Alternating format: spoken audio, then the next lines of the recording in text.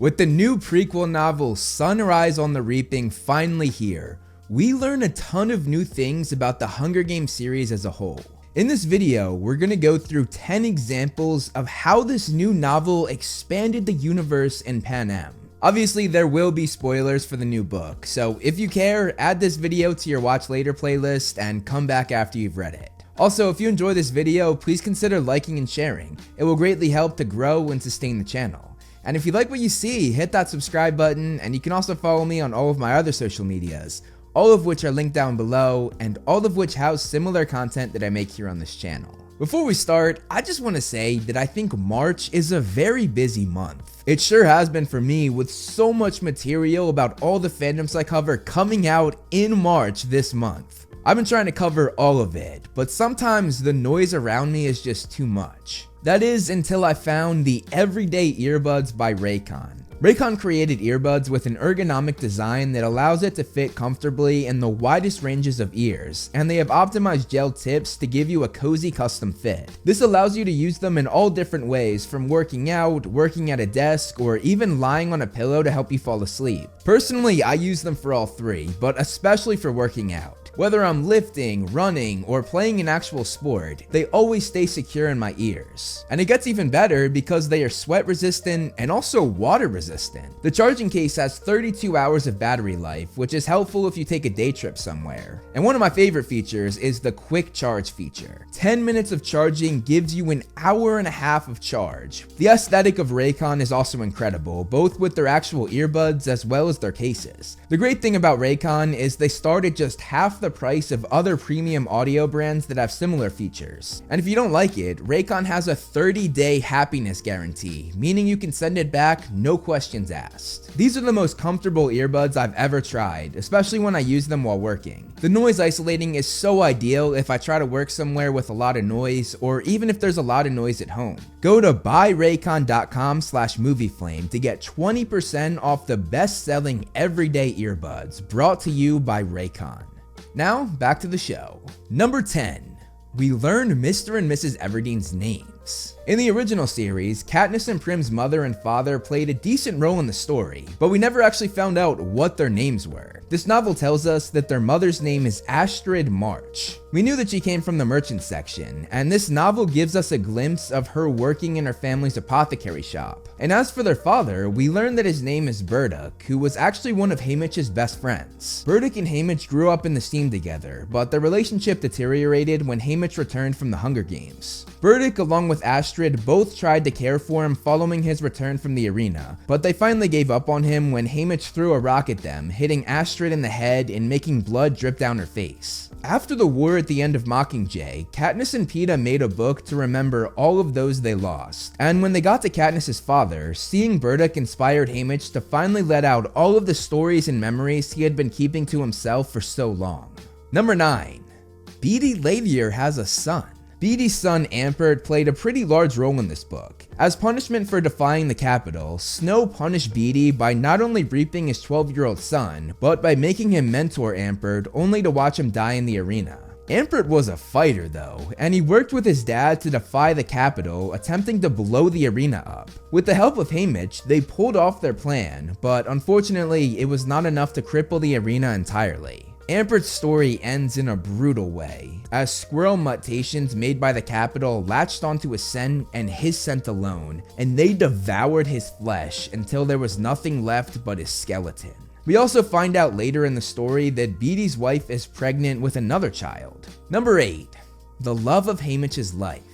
In the original books, we knew that Haymitch lost his girl, but we never knew anything about her. In Sunrise on the Reaping though, we learn of Lenore Dove, and as it turns out, she was a member of the Covey, the same group/family that Lucy Gray Baird was a part of. It was defending her that led to Haymitch going into the arena with a rigged reaping. Lenore was unfortunately poisoning following Haymitch winning the games, courtesy of President Snow, and she died in Haymitch's arms. Going back a bit though, before going into the arena, Haymitch had been wildly thrown off by a conversation he had with Snow, as Snow knew all about the Covey, District 12, and how the Covey named their children, even coming close to guessing Lenore Dove's name. Snow tells him that the girls from the covey say that they love you, but they don't mean it because they have aspirations past the man they're with. Snow was of course speaking from experience, referencing how his relationship with Lucy Gray ended. However, the president could not be more wrong about Haymitch and his love, Lenore Dove. The two mated for life, just like the geese both of them raised. Lenore stayed with Haymitch his whole life as the image of her grew old with him, and her memory was something that the Capitol could never take away from him.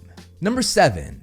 Why Haymitch calls Katniss sweetheart. One of the girls reaped for the 50th Hunger Games was a young girl named Luella McCoy. When she was younger, she had a crush on Haymitch, and she called him her sweetheart. Haymitch took this on, and from then on called her sweetheart as well. When they were going into the arena together, they immediately became allies. But before they could even get to the training for the games, Luella died during the tribute parade as she was thrown from their chariot and landed on the spikes from another chariot. Haymitch then proceeded to pick up her body and carried her right to Snow's mansion, forcing the president to look at her dead body.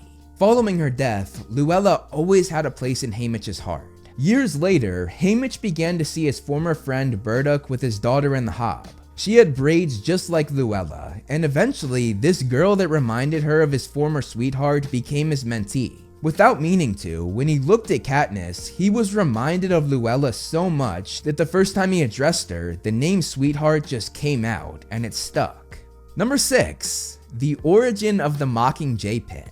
The Mockinjay Pin is a crucial part of the original trilogy, manifesting the very thing that Katniss herself would later come to represent. We know that Madge Undersea gave her this pin before the reaping, although if you've only seen the film, Greasy Sade did this instead. But for this video, we're looking at the books. Anyway, Madge's mother was Marilee Donner, and she had a twin sister named Maisily Donner, who was of course the other female tribute who went into the arena for the 50th Hunger Games. The twins came from a very wealthy family, at least by District 12 standards, and the two of them were gifted necklaces. Marilee got one that depicted a mockingbird, and Maisily got one that depicted a mockingjay. These had belonged to their grandmother and had been handcrafted by Tam Amber, the greatest metalworker in the district and a man that was part of the covey. The twin girls did not appreciate these, however, and they discarded them. They stayed in the family though, and the Mockingjay necklace was eventually turned into a pin, which Madge wore during the 74th reaping. Then when Katniss volunteered to go into the arena, Madge passed it on to her as her token to take into the games. Number 5. How Wiress won her Hunger Games. We knew virtually nothing about Wiress's games other than the fact that she won them, not even knowing the number Hunger Games she participated in. However, this novel gives us all of that information and much more. We find out that she won the previous Hunger Games, meaning she won the 49th Games. As you would expect, she won using her brain power. Her arena was nicknamed Nest of Mirrors, and it got this name because it was full of mirrors that showed confusing and misleading reflections, making the tributes not know what was really in front of them. Wiress was able to take advantage of this, finding a blind spot in the arena where no one ever found her. Not even the Capitol could find her. They failed on multiple attempts when trying to send her the sponsor gift she received. This made the Capitol look foolish, as a tribute knew their arena better than they did. When just her and one other tribute was left, she revealed herself. The remaining boy then ran and jumped at her, only to realize that it was just a mirror with her reflection. He cracked his head open, then proceeded to drown in a nearby lake, crowning Wiress the victor. When asked how she figured the arena out, she just said she followed the light beams. Number 4. How Haymitch's mother and brother died.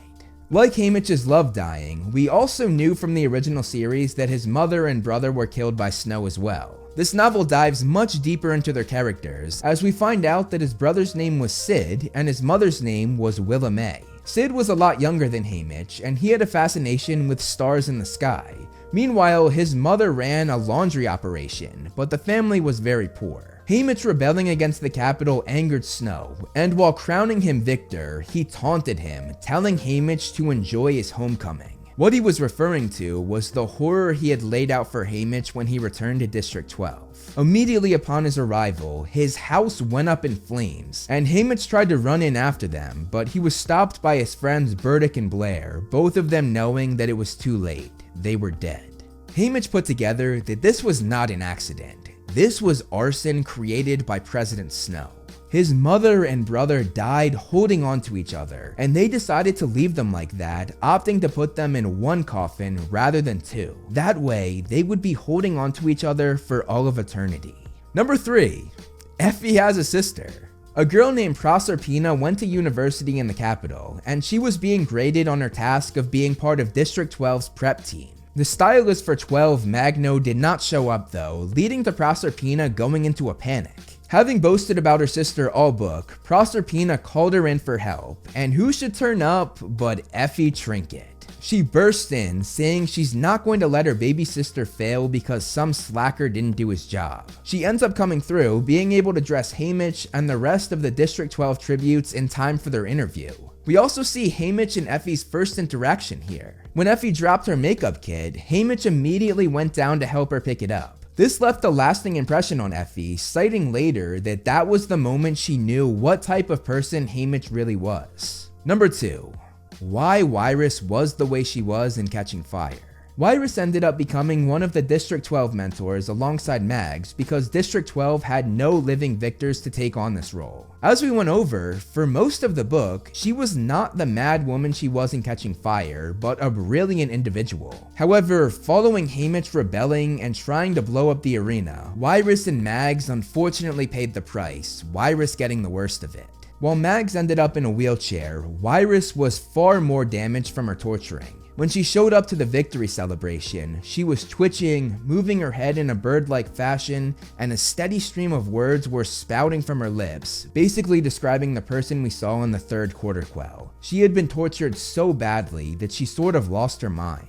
And finally, number 1, Haymitch was the first Mockinjay. This was one that I did not see coming. Plutarch Heavensbee had a heavy presence in this book, once again playing the role of the rebel inside the capital. He of course masterminded Katniss becoming the face of the rebellion after the third quarter quell, but 25 years earlier, he envisioned Haymitch taking on this role. Haymitch had defied the capital several times during his time as a tribute, which intrigued Plutarch. He saw the spark that Haymitch could draw, and he approached Haymitch following the games. Haymitch did not respond well though, telling Plutarch that he didn't want to do it because he had nothing to live for. Plutarch tried telling him that that meant he had nothing to lose, but Haymitch shut him down again. Haymitch then told Plutarch that helping him in the rebellion did not make him a hero, and Plutarch replied saying he knew he was nobody's hero, but at least he was still in the game, unlike Haymitch. And that's 10 big things we learned from Sunrise on the Reaping. I'm making several more videos on this book, including an in-depth review and breakdown, as well as an in-depth breakdown of the life of Haymitch Abernathy, which will update a video I did years ago. So make sure you stay tuned for that, and hit the subscribe button and the bell so you don't miss it.